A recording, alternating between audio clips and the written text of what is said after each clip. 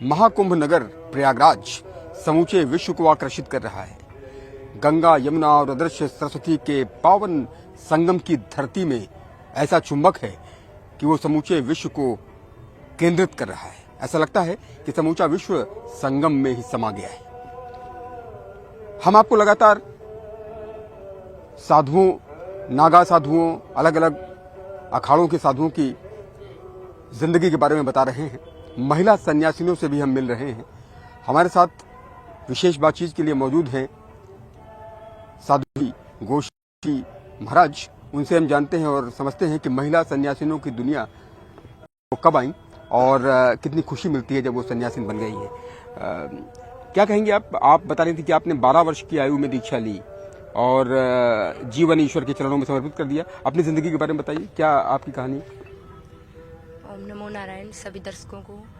जैसा कि वैराग्य तो बचपन से ही होता है और सबसे बड़ी भगवत कृपा और गुरु कृपा होती है। 12 वर्ष की उम्र में भगवा धारण किया, लेकिन हमारे अखाड़े की ऐसी परंपरा है, किसी को भी अतिशीघ्र संन्यास की दीक्षा नहीं देते हैं, क्योंकि पूरा वैराग्य की गुरु परख लेता है, उसके बाद दीक्षा होती है। कहीं ऐसा ना हो कि कोई शमशानी वैराग्य होता है। शमशानी वैराग्य का मतलब कई बार व्यक्ति दुखी हो जाता है ना, तो उसके मन में आता है कि सब कुछ छोड़ छाड़ के संत बनना है, और जैसे परिस्थितियां सही होती है तो फिर उसके मन में पुनः विचार बदल जाते हैं।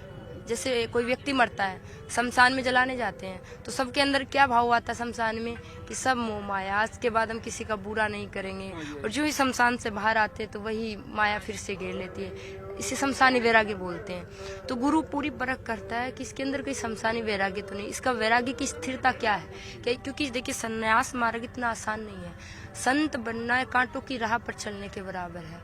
बहुत मर्यादित जीवन होता है साधुओं का। तो 12 वर्ष की उम्र में जी आपने दीक्षा ली, भगवा धारण कर लिया था 12 वर्ष में, और अपना जीवन भगवत अर्पण कर दिया था। लेकिन जो सन्यास की मूल दीक्षा होती है वो 2021 में जाकर के मेरी हरिद्वार के कुंभ में हुई। अच्छा जी। तो आप बता रहे हैं कि जो है 12 वर्ष की आयु में आपने दीक्षा ली। 12 वर्ष तक आपका जीवन सामान्य लड़कियों जैसा ही जीवन था और अपने माता पिता के साथ आप रहती थी, लेकिन मन में ऐसा भाव आया कि अब संत बनना है, इसी दिशा में आगे बढ़ना है और ईश्वर के चरणों में ही अपना जीवन समर्पित कर देना है। ऐसा भाव एकदम से आया कि ये कॉन्टिन्यूअस आ रहा था कई दिनों से? क्या है 12 वर्ष तक? तो आप बता रही हैं बिल्कुल सामान्य जीवन आपने जिया, जैसे सामान्य बच्चे जीते हैं। देखिए, बच्चों में जो संस्कार होते हैं, बच्चे की सबसे पहली गुरु उसकी माँ होती है, तो संस्कार मिलते हैं। तो हमारा जो माहौल, धार्मिक माहौल था, दादाजी हमारे खुद के मंदिर है और पूरा धार्मिक माहौल था, तो उसी धार्मिक माहौल में मैं पली बड़ी हुई हूँ। और बचपन से देखिए, सबसे बड़ी अगर कोई संत बनता है ना, तो मेरा तो यही मानना है, हम अपने आप नहीं बनते, ये भगवान हमको चुनता है। ये किसी पर भगवान की बड़ी कृपा और पूज्य गुरु महाराज की कृपा हो तब कोई संत बनता है। भगवत कृपा हुई और परिवार का माहौल रहा और पूज्य गुरुदेव महंत श्री विकास गिरी जी महाराज का अटूट आशीर्वाद रहा, तभी संत बन सकी, तभी संन्यास हुआ। जब आपने पहली बार अपनी माँ को बताया होगा या पिताजी को बताया होगा तो उनका रिएक्शन रहा होगा। जब आप लोगों की कहानी मैं जानता हूँ तो मुझे गौतम बुद्ध भी याद आते हैं कि जब उनको ज्ञान की प्राप्ति हुई तो उनकी अलग जिंदगानी हो गई, तो उनका रिएक्शन भी कुछ अलग रहा होगा। देखिए, हमने एक तो संत व्यक्ति 3 प्रकार से व्यक्ति बनता है। एक तो है प्रभाव से। आजकल कई लोग प्रभाव से जल्दी किसी से प्रभावित होकर, हाँ संतों का जीवन तो बड़ा सरल है, देखने में सरल लगता है, लेकिन संत जीवन अगर वाकई में देखें तो बहुत त्याग संत के जीवन में होता है।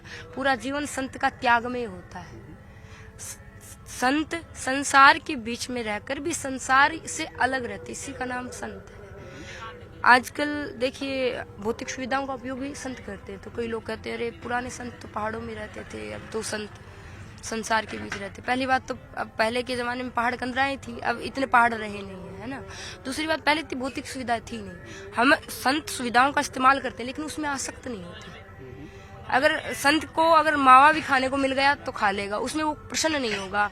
और अगर सूखी रोटी खाने को मिलेगी, अगर नहीं भी मिलेगा तो भी वो ऐसी परिस्थिति में भी वो दुखी नहीं होगा। हर परिस्थिति में जो सम रहे उसी का नाम संत है। हर परिस्थिति में जो समर है उसी का नाम संत है। और आप ये भी बता रहे थे कि आप 12 वर्ष की आयु में आपने दीक्षा ले ली, लेकिन इसके बाद भी आपकी पढ़ाई जारी रही। और आपने क्या क्वालिफिकेशन अर्न की? देखिए, मैं 12 वर्ष की उम्र में भगवान ले लिया, उसके बाद मेरी पढ़ने की इच्छा नहीं थी, क्योंकि जब व्यक्ति अध्यात्म की दुनिया में आ जाता तो उसको सब कुछ निस्सार लगने लगता है। जो हमारी पढ़ाई है, अगर अपन देखें वास्तविक तौर पर, तो हमारी जो पढ़ाई है आजकल वो सिर्फ व्यवसाय शिक्षा रह गई है। यानी कि पढ़ लिख ले, सबकी यही सोच रहती है कि नौकरी कर ले, इतना ही रहता है। तो मैंने जब मैं 7वीं 8वीं में थी, 12 वर्ष की उम्र में जैसे भगवा लिया, उसके बाद ये था पढ़ाई लिखाई छोड़ दे। लेकिन पढ़ाई में होशियार थी, काफ़ी अव्वल रही हूँ हर क्लास में मैं। तो गुरु महाराज का ऐसा आदेश रहा है, पूज्य गुरुदेव महंत श्री विकास गिरी जी महाराज का, कि मैं अपनी पढ़ाई जारी रखूं। वो इसलिए गुरु जी का आदेश इसलिए क्योंकि देखिए आजकल लोगों की एक सोच होगी, एक थिंकिंग हो गई, जो कुछ नहीं कर सकता, जो बिल्कुल निकम्मा है, जो तो संत बन जाओ। एक ऐसी सोच हो गई कि पढ़ लिख नहीं सकता। लेकिन ये दुनिया का भ्रम है। आप देखिए जूना अखाड़े में एक से एक संत है, एक से जो बड़े बड़े डॉक्टर, बड़े बड़े ITI है ना, बड़े बड़े इंजीनियर, सब कुछ त्याग कर संत बनते, बड़े बड़े करोड़पति। देखिए पैसा भौतिक सुविधाएं दे सकता है, कौन सी शिक्षा अर्न की, क्या क्या किया आपने? मैंने जारी रही मेरी पढ़ाई, और मैंने 12th में भी मैं अव्वल रही हूँ। मैंने आर्ट्स लिया था, आर्ट्स था मेरे पास, BA किया मैंने आर्ट्स से। उसके बाद मैंने MA किया हिस्ट्री से। फिर मेरा मन हुआ कि अपन अगर खुद पढ़े लिखे तभी किसी को पढ़ा सके, आगे गुरुकुल में अगर हम खुद शिक्षित तभी उनको शिक्षा दे सकते। इसलिए मैंने संस्कृत शास्त्री भी की जी। और मैं श्रीमद् भागवत कथा और नानी बायरो मायरो कथा का वाचन भी करती हूँ। श्रीमद् भागवत कथा का वाचन भी करती है, खुशी मिलती है कि अब सब कुछ आनंद है, परमानंद है। बहुत सुकून, जिस दिन से संत बने हैं, देखिए बहुत आनंदित जीवन है, भगवत कृपा है, गुरु कृपा है, और बहुत सुकून मिलता है कि आज अपनी उम्र के एज के बच्चों को देखते हैं उन भगवान का नाम तक नहीं जानते। और हम पर तो भगवान की और माँ पिता के ऐसे संस्कार और गुरु की ऐसी बड़ी कृपा रही है, तभी हमको भगवान का नाम मिला, क्योंकि भगवान का नाम नसीब वाला ले सकता है। अच्छा, आपने 12 वर्ष की आयु में दीक्षा ले ली, कभी भी जीवन में स्मरण होता है घर का, माता पिता का, भाइयों का, बहनों का?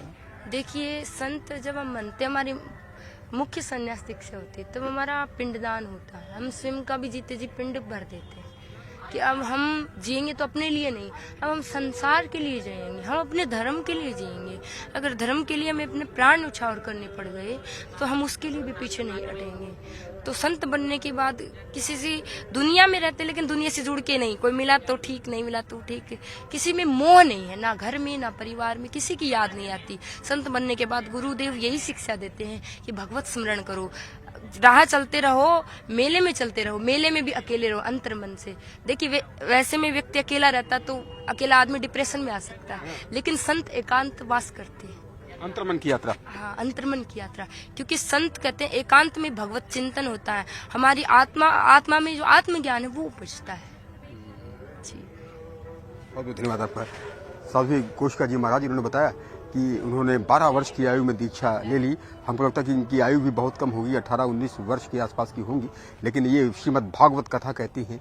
और गोश्का जी महाराज यही कहती हैं कि उन्हें बेहद खुशी है कि वो अपना पूरा जीवन ईश्वर के चरणों में समर्पित कर चुकी है। वाकई में महिला सन्यासिनियों की दुनिया भी रहस्यों से भरी हुई है। कैमरा पर्सन सोनू मंडल के साथ उमेश श्रीवास्तव, न्यूज़ 18, महाकुंभ नगर, प्रयागराज।